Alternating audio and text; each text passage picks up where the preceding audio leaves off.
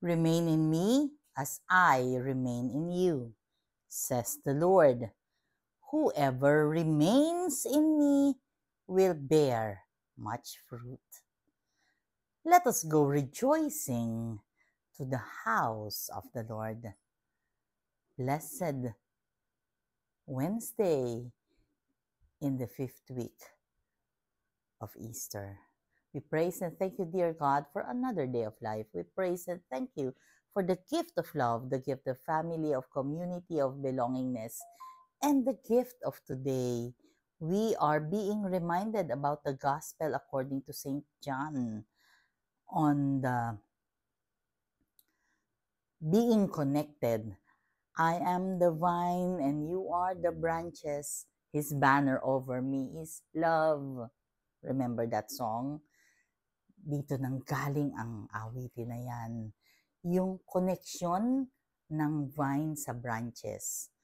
Bakit? Kung hindi na konektado sa puno ang sanga, sa tingin mo ba magbubunga pa yan? Hindi na, deads na yan. Ganon din tayo. Importante na connected tayo sa source. And sino ang source? Si Jesus. Siya ang source. Kaya nga, tayo ay kinakailangang palaging nakaangkla sa source, nakakonect sa source. Para bang may cellphone ka pero wala ka namang load. Bali wala. Ganon din. Ang Diyos na totoo, na naging tao na totoo, yan ang kinakailangan natin sa lahat ng oras ng ating buhay. Kaya kailangan connected tayo sa Kanya.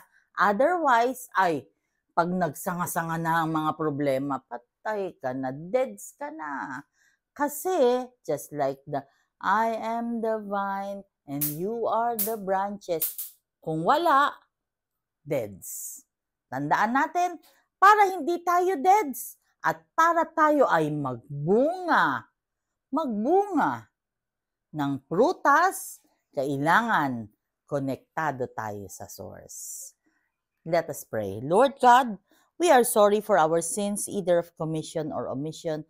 We pray for healing of those who are sick, those who are requesting for prayers, and those who are praying with us right here, right now. Panginoong Diyos, Ikaw na po ang bahala sa amin. Be with us always and in all ways, dear God. Without you, we are nothing. So please, stay with us, Panginoon. Napakadami pong obligasyon, napakadami pong concerns, napakadami pong gampanin. Hindi ko po alam kung paano. I am not superwoman, but I am connected to the source.